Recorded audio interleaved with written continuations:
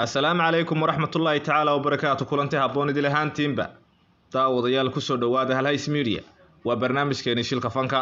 barnaamijkeena shilka fanka maanta waxaynu ku daaqaadaynaa qisada jacayl ee ka dhaxeeya labadan fanaan ee caanka ah ee Ken Jaamacyare iyo waliba fanaanka reer North America ee Maxamed Alta ahaana saygii hore ee Hodan Cabdiraxmaan Dheere.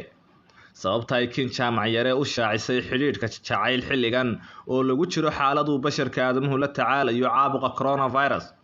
qodobadaas ayaynu barnaamij ku daaqaadaynaa. hayeeshee intaynaan barnaamijka u guda gelin haddaad channelkan ku cusub tahayna subscribe saar, asxaabtaada la wadaag, ku soo dhawaada barnaamijka. iyadoo muddooyinka u dambeeyay uu baraha bulshada la isla dhex marayay xiriirka jacayl ee qarsoodiga ah ee ka dhaxeeya labadan fanaan ee Maxamed Alta iyo Ken Jaamacyare. waana Ken Jaamacyare oo barteeda Snapchat soo dhigtay sawirro bixinaya lahjad jacayl. waana Ken Jaamacyare oo sawirradaasi ku soo beegtay iyadoo basharka aadamuhu uu xilligan la tacaalayo caabuqa halista ah ee coronavirus ama COVID-19. waana Ken Jaamacyare oo bil ka hor safaraan hore loo sii shaacin ku tagtay waddanka Mareykanka, halkaas oo ay showgaas ku qabatay gobolka Minnesota ee Soomaalida ugu badan ay ku nooshahay.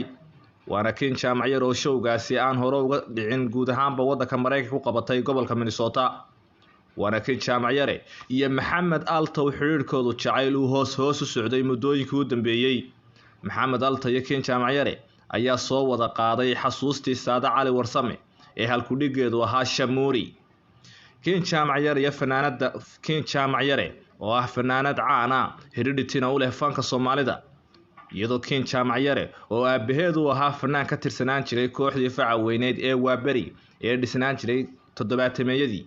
xiriirkan jacayl ayaa marka ka dambaysa soo shaacbaxayay ilaa dabayaaqadii bishii March sanadkan 2020.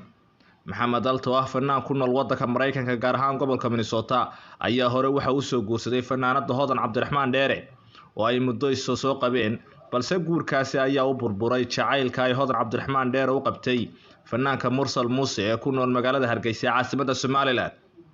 waana Mursal Muuse oo ugu dambeyn guursaday gabadhii muddada dheer jeclayd ee Hodan Cabdiraxmaan Dheere.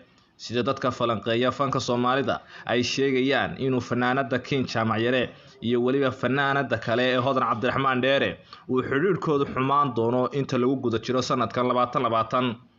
iyagoo falanqeeyaasha fanka Soomaalidu ayba sheegayaan in laga yaabo in Ken Jaamacyare iyo Maxamed Alta uu meherkoodu dhaco inta lagu guda jiro sanadkan.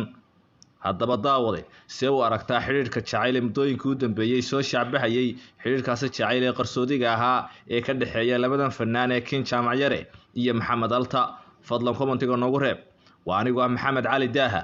salaamullaahi calaykum waraxmatullaahi tacaala wabarakaatuh.